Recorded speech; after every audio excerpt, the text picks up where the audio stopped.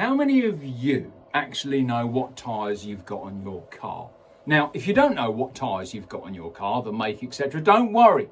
Don't start flagellating yourself. That's normal. A lot of people don't know what tyres they've got on the car. But some of you do know, because you're a petrol head, right? So we know if we've got a Pirelli tyre on, or a Michelin tyre, or a Bridgestone, or a Firestone, or a Nankang, or whatever they're called. We know what tyre's on there. But actually, when we're just driving down to Asda to get some guacamole to put on our sandwiches, we don't really know the difference between all those tyres. I mean, it's not as if we're zipping around Silverstone 150 miles an hour when we need slicks anyway, is it? And unless it's absolutely chucking it down with rain and you really need a deep groove on your tyre so you don't go aquaplane into the other lane, we rarely know the difference between them all. That's fact. We just don't know the difference. We're just not good enough. It's as simple as that. We drive our cars. We're the 99% of normal people just drive their cars and actually will never ever push the tyre to its limit. They don't know the differences between all those different tyres.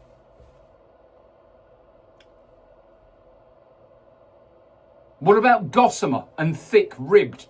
I bet you know the difference there, don't you?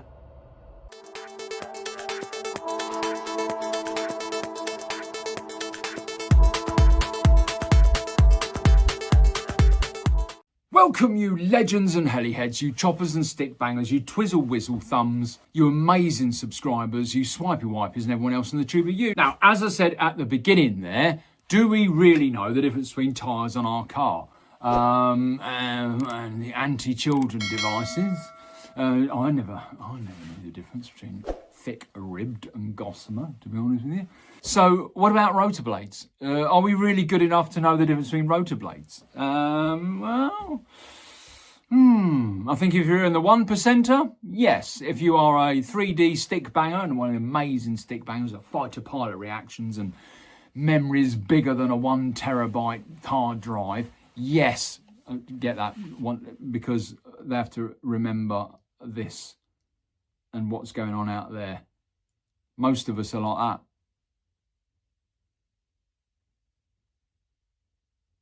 They're like this. Fucking madness. Anyway, are we all good enough to know the difference between all the different types of blades? Now, I'll give you a little secret. This is about the 3rd time I've done this, and I've just gone through all the different types of blades and everything else. And when I edit this together, if it's too long, I should just put this in. But look, here's what I want to say about blades. Most of you won't know the difference. And if you buy a manufactured set of blades that are balanced from the factory and you are a normal pilot, in other words, someone who just goes down to the shop to buy their guacamole, you are not zipping around Silverstone on a Saturday in a Formula 3 car or rallying or anything else. In other words, you are a sport flyer. You are a normal flyer. It's unlikely you're going to know the difference between the different blade types. If you're a stick banger or, let's say, a competitive flyer, you probably would notice the difference. And providing you buy a manufacturer's blade, as I said, and you don't buy a shitty cloned blade, and they do exist, then, yeah, you know, you probably won't know the difference. There we go. End of video. Oh, before we go, of course, the whole point of the video.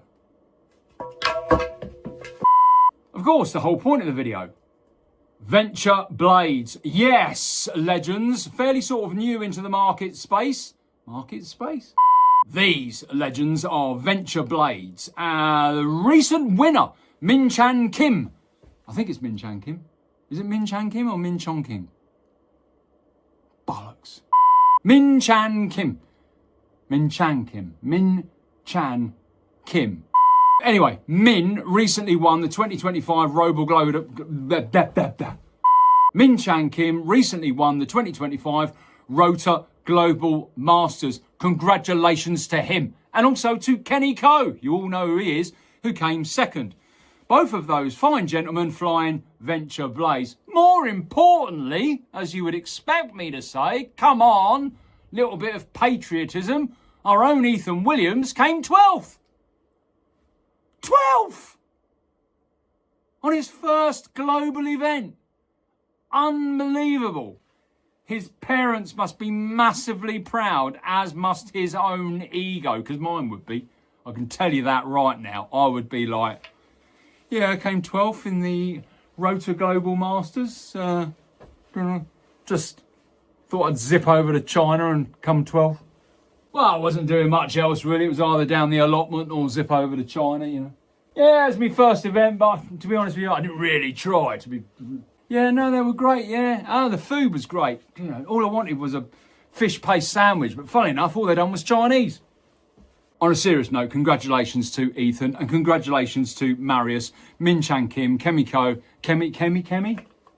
Very many congratulations to Min Chan Kim, to Kenny Ko, to all the pilots there, but of course, especially to Ethan Williams, and of course to Marius. You couldn't get much better ratification of an excellent brand than the Venture Blade. No, I'm not being sponsored by Marius. No, I did not get these for free. In actual fact, these were Uncle Bob blades that I bought from Marius at Helifest, and Bob gave these to me. I have asked Marius to perhaps support the channel going forward with perhaps some giveaways every now and then, which would be nice, wouldn't it, for you as subscribers? So we'll see how that pans out.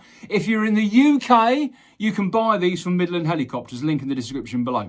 These are a great blade. Now, look, what makes these a great blade? Okay, first of all, you've got a big 12mm front leading edge. You've got a fairly sort of acute cut from the root in the first third, which of course, you know, saves weight. This first third doesn't really produce much lift at all. And it's fairly sort of uniformed in width throughout the whole blade with a nice sort of upper edge at the end here. And you can see the aerofoil is quite pronounced. The weight of this blade is also central. Don't ask me to do that again. Having a central weighted blade means that our stick bangers can absolutely smash these around the place, and our sport flyers, me included, can really enjoy these being a stable blade that's going to give us a very nice rotor disc that's going to be very nice to fly around, and it's going to provide ultimate stability because of that very thick leading edge and of course that thick aerofoil there. So these blades really are a good set of blades. But let's be honest. Am I really going to tell the difference? And I'm being honest here. Look, I think you've got me by now. I support Marius. I support our stick bangers. I support everyone and anyone, no matter what level they're at, when it comes to flying helicopters. And I support our shops and I support the manufacturers. I'm doing the best I can here, guys. Give me a fucking break when it comes to keeping this hobby alive. But look, I'm not going to say something's great if it's either not or if I simply don't know. Do I know whether these are a great set of blades? Yes, I do, because they've just been used by stick bangers in one of the top competitions in the world. So they are a great blade. But the exam question, can I tell a difference? And that's the key thing. Right, here we are then with Phantom, as you can see. Normally Phantom has the SAB 702 yellow blades fitted to it. And as you can see here, now I've fitted the Venture 701s, which in profile are, well, you know, significantly different. So let's see if a club sport flyer can see the difference. And then we'll have a little close out afterwards. Right, let's go flying.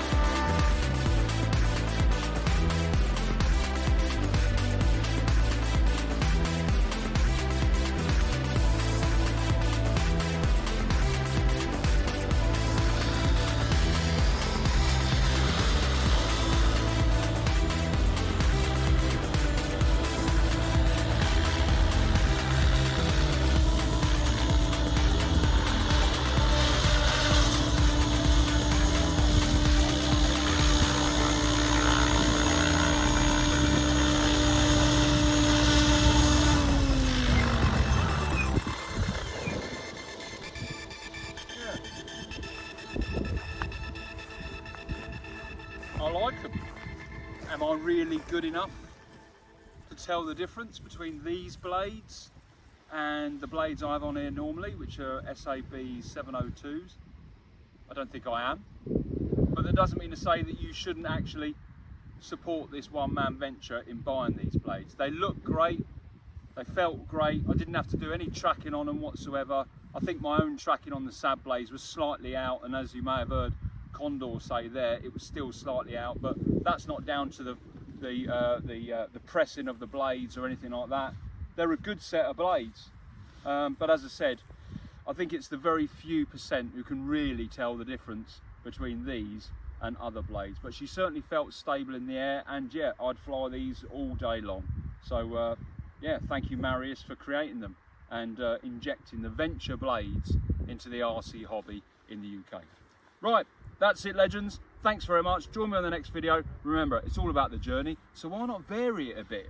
Get yourself some venture blades. Take care, bye bye.